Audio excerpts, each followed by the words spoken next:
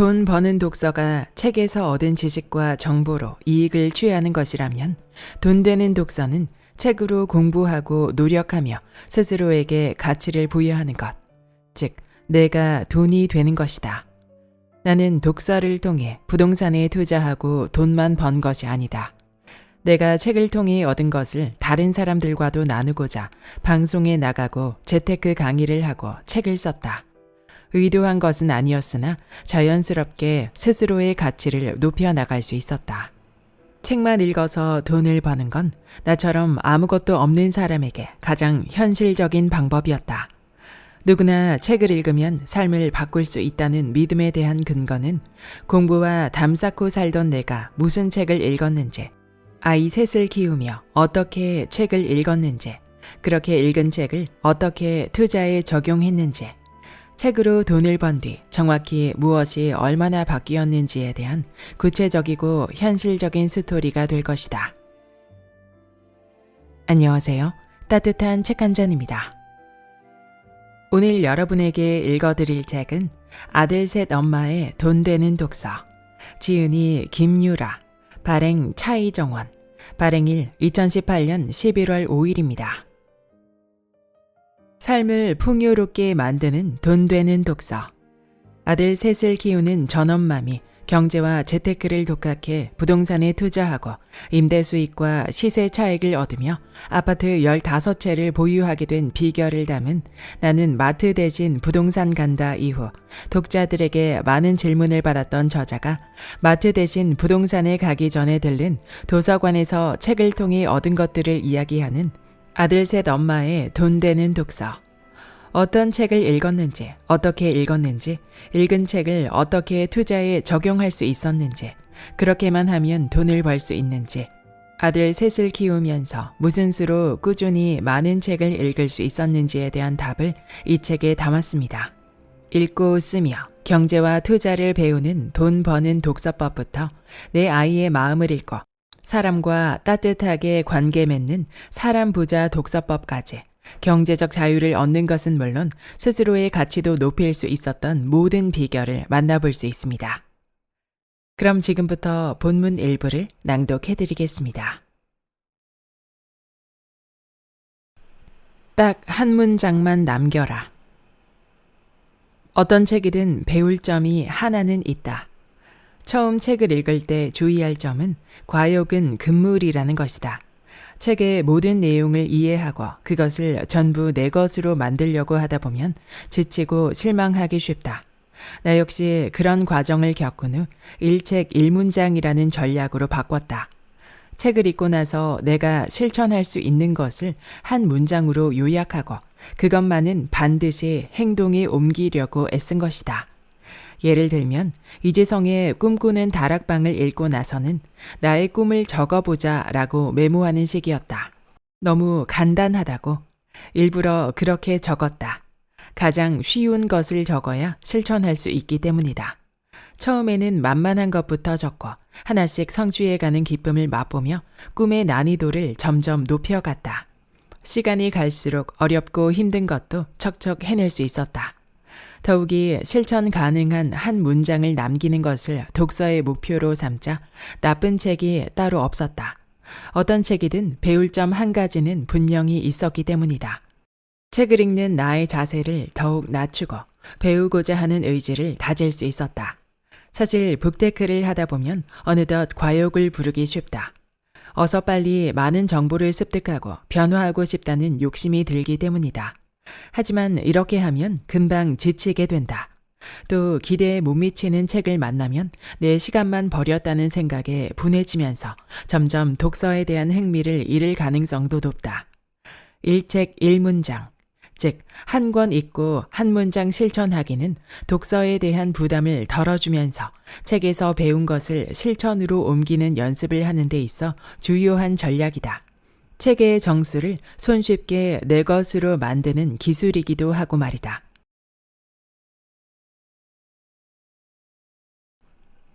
나의 미래가 기대되는 이유. 북테크를 하지 않았다면, 펀드로 돈을 잃은 걸 후회하고 한탄하며 가만히 있기만 했다면 내가 집을 살 수 있었을까? 실패를 배움의 기회로 반전의 시작으로 삼고자 노력하고 책을 읽으며 공부했기에 불과 2년 뒤 집을 살 수 있었던 것이라 생각한다. 사실 돈을 투자하는 데 있어 불안감을 느끼는 것은 그 분야에 대한 지식이 없고 그래서 확신이 없기 때문이다. 충분히 준비하고 나만의 투자 원칙을 세운다면 불안할 이유가 없다. 처음 집을 살 때 나는 불안하지 않았다. 2년간의 독서로 지식과 정보를 충분히 쌓았기 때문이다. 집값이 큰 폭으로 떨어지는 경우는 공급보다 수요가 적어져 전세가가 하락하고 빈집이 생길 때다. 집값이 오른다는 기대가 꺾이면 사람들은 주로 전세를 택하게 되고 수요가 부족하니 매매 가격이 점점 떨어진다. 반대로 수요에 비해 집이 부족하면 집값이 오르리라는 기대 심리가 없어도 전세가가 오르고 결국 매매가까지 밀어 올리게 된다. 물론 금융위기에는 수요 공급과 별개로 집값이 흔들린다. 하지만 이때도 입주 물량이 과다하지만 않다면 시간이 흐르면서 괜찮아진다. 수요와 공급의 법칙은 변하지 않는다. 2018년 현재 군산, 거제, 창원 같은 지역은 조선업이 침체를 겪으며 일자리가 사라져 거주 수요가 급격히 감소했고 따라서 집값이 하락하고 있다. 잘 나가는 일자리가 한 업종인 지역의 경우는 시대의 변화에 따라 위험해질 수 있으므로 세계적인 산업 동향을 관찰해야 한다.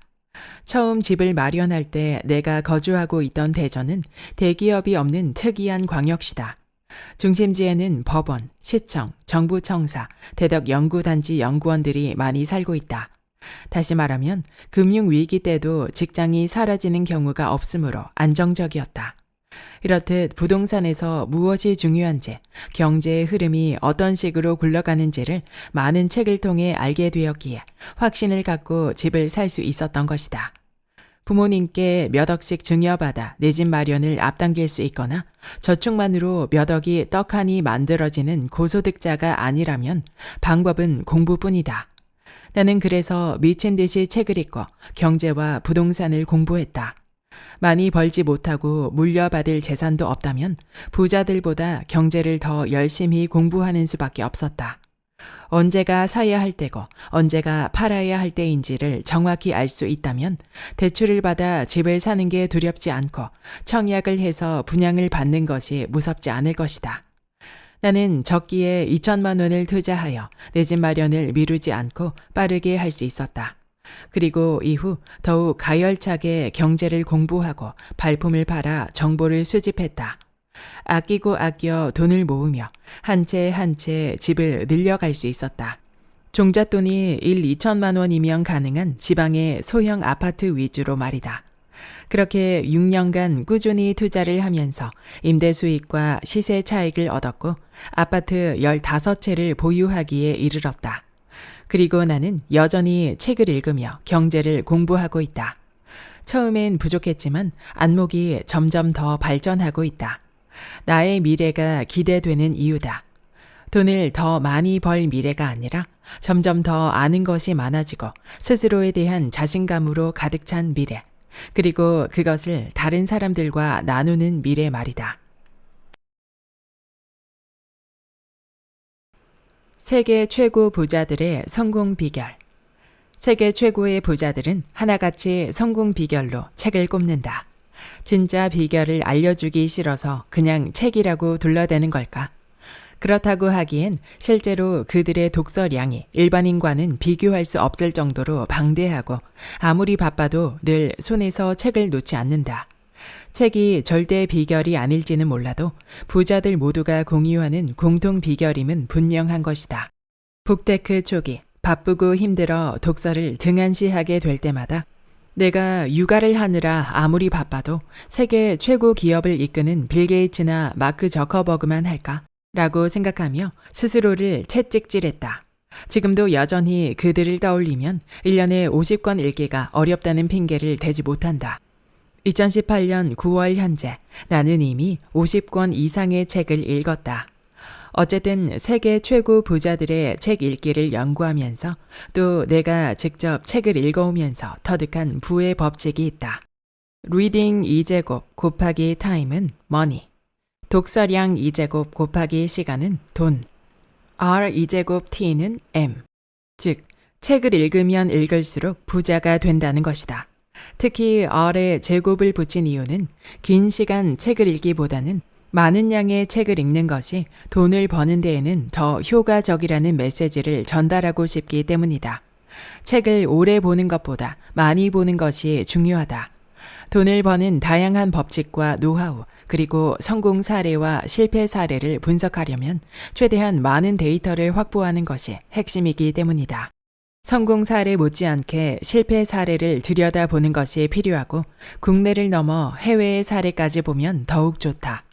요즘은 역사서도 봐야겠다는 생각이 든다. 시대와 무관하게 언제 어디서나 통하는 부의 법칙이라는 것이 있기 때문이다. 돈 공부.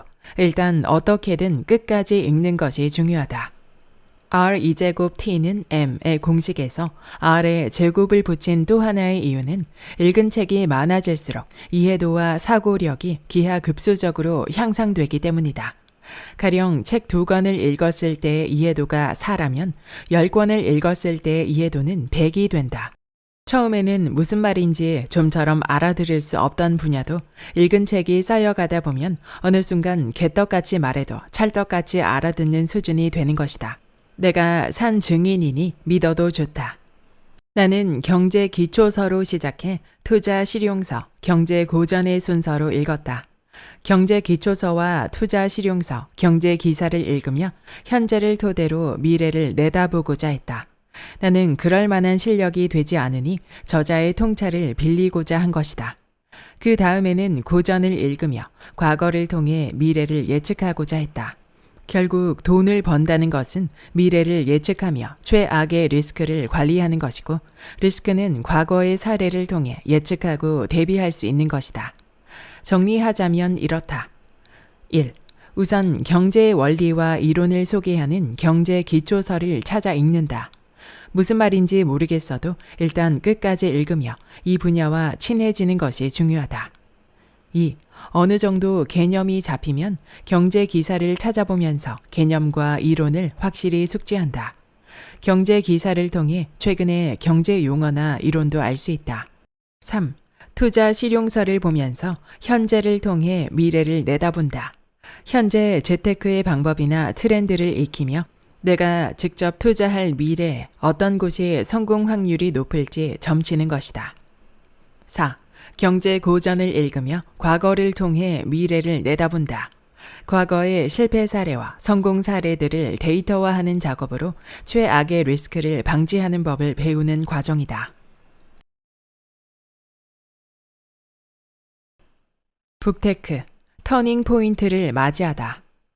돈을 아끼는 대회에서 상을 받은 계기 하나로 몇 년간 절약 관련 방송에 출연했다. 이후 관련 강의도 여러 번 했고 2017년부터는 가계부도 출간하고 있다. 짠순이라는 브랜드를 가짐으로써 생겨난 일들이다.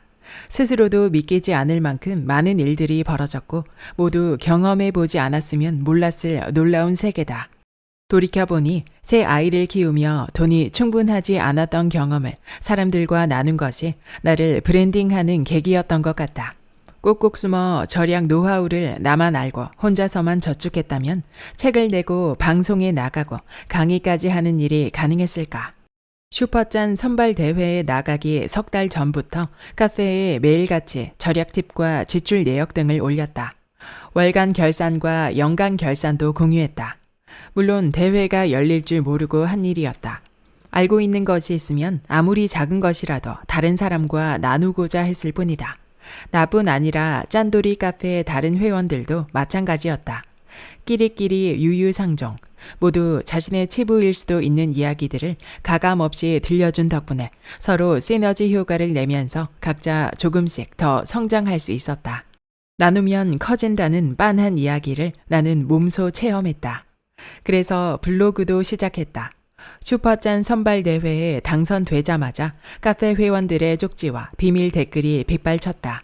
다들 아이 셋을 키우며 어떻게 절약할 수 있었는지 뿐만 아니라 부동산 투자까지 할 수 있었던 노하우가 무엇인지 물어왔다. 나는 주저없이 책을 읽었기 때문이라고 답했다. 그랬더니 이번에는 어떤 책을 어떻게 읽었는지 문의가 이어졌다. 마침 나도 책을 더 잘 기억하기 위해 서평을 써야겠다고 생각하던 터라 블로그를 열고 서평과 경제 이야기를 올리기 시작했다. 경제 기사를 나만의 시각으로 해석하는 글도 많았다. 어차피 기사는 매일 읽는 것이고 나도 손해보지 않기 위해 끊임없이 공부하고 연구하기에 그 내용을 공유하고자 한 것이다. 물론 내 생각이 100% 옳고 맞지는 않겠지만 나로서는 최선을 다했다. 이렇게 블로그를 하고 카페를 하고 또 방송을 하고 강의를 하며 새로운 세계를 접하면서 나의 북테크는 터닝 포인트를 맞이했다. 이전까지는 돈을 버는 것이 가장 주된 목표였고 나의 투자는 부동산에 집중돼 있었다. 일단 돈을 벌어서 경제적인 자유를 누리고 우리 가족이 좀 더 풍요로워질 수 있어야 자신감도 생기고 스스로 당당해질 수 있다는 생각에서였다. 그런데 어느 정도 돈을 모으고 그 노하우를 사람들과 나누다 보니 그 보람과 성취감이 상당했다. 부족하나마 좀 더 많은 사람들과 다양한 정보와 지식을 공유하고 싶었다. 그래서 막연하게 생각만 하고 있던 재테크 전문가의 꿈을 구체화하기 시작했다. 이제 나의 투자 대상은 부동산이 아니었다. 나는 나 스스로에게 투자해 보기로 했다. 돈을 불리듯 나의 가치를 불리고 아파트 평수를 넓히듯 나라는 사람의 그릇을 넓히는 것. 그것이야말로 진정한 재테크라는 생각이 들었다. 내 삶의 저자가 된다는 것. 인생은 한 권의 책이라는 말을 많이들 한다. 오늘의 한 페이지 한 페이지가 모여 나의 일생이라는 한 권의 책이 만들어진다고도 하고 인생은 책과 같아서 어리석은 사람은 마구 책장을 넘겨버리지만 현명한 사람은 열심히 읽는다고도 한다. 모두 주옥 같은 말들이다. 감히 한마디를 보태자면 인생은 한 권의 책과 같아서 첫 문장과 끝 문장이 중요하다. 첫 문장은 내가 선택할 수 없는 것이다. 주어진 환경이고 살아낼 현실이다. 하지만 끝 문장은 내가 정하는 것이다. 어떻게 살아왔는지, 어떤 인생을 펼쳤는지에 따라 마지막 문장이 달라진다. 책으로 삶을 바꾸고 싶다면, 더 나은 나를 만나고 싶다면, 첫 문장과 끝 문장의 법칙을 기억해 두기를 권하고 싶다. 내 인생이 한 권의 책이라면 1. 첫 문장은 무엇이었는지 늘 기억하자. 북테크를 시작할 시점의 삶을 잊지 말라는 뜻이다. 2. 끝 문장은 무엇일지 늘 생각하자. 북테크 이후의 삶, 꿈꾸는 변화와 목표를 구체적으로 떠올리라는 의미다. 3. 첫 문장과 끝 문장을 늘 염두에 두고 있다면 과거를 반면교사 삼아 더 나아갈 수 있고 곧 만날 미래를 꿈꾸며 지치고 힘들어도 또한 더 나아갈 수 있다. 나의 첫 문장은 아무것도 할 수 없으니 아무것도 하지 않고 살았다이다. 그리고 끝 문장은 매 순간 바뀐다. 북테크를 시작할 당시에는 돈을 많이 벌어서 스스로 당당해지고 아이들에게도 가난을 대물림하지 않는 삶을 살았다였지만 지금은 내가 꿈을 이룬 모습을 보고 또 다른 누군가가 꿈꾸기 시작할 수 있도록 늘 노력하는 사람, 꿈꾸는 사람으로 살았다이다. 나중에는 또 어떻게 바뀔지 모르겠다. 어쨌거나 달라지지 않을 한 가지는 나는 끝없이 꿈을 꿀 것이며 그렇게 마지막 문장을 멋지게 완성하도록 애쓸 것이라는 사실이다. 여기까지 아들 셋 엄마의 돈 되는 독서의 본문 일부였습니다. 이 책의 저자 김유라님은 24세 나이로 결혼한 후 임신과 함께 퇴사하게 되었고 이후 아들 셋을 키우는 전업주부가 되었습니다. 그녀는 악착같이 저축을 했지만 몇천만 원씩 오르는 전세금을 감당하기 힘든 현실에 부딪히며 재개발 빌라로 밀려나며 열악한 환경 속에서 아이들이 자라나는 데에 깊은 미안함을 느끼기도 했습니다.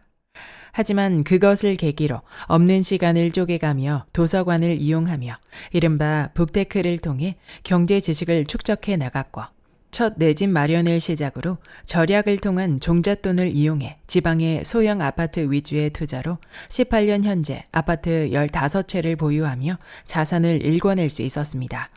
뿐만 아니라 자신의 절약 노하우를 통해 온라인에서 개최한 슈퍼짠 선발 대회에서 당선된 것을 계기로 짠순이라는 자신의 브랜드를 가지게 되었고 다수의 방송 출연과 함께 강의를 하게 되었으며 뒤이어 자신의 투자 경험을 바탕으로 재테크 강사로서도 활약하게 되었습니다.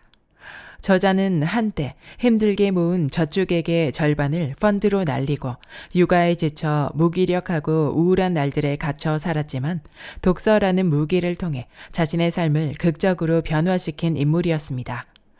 우연히 접한 책이지만 저와 삶의 스토리가 비슷한 부분이 많고 제가 나아가고 싶은 길을 실제로 보여주는 저자의 모습에 특히나 더 공감되고 더 많은 영감을 받을 수 있었던 책입니다.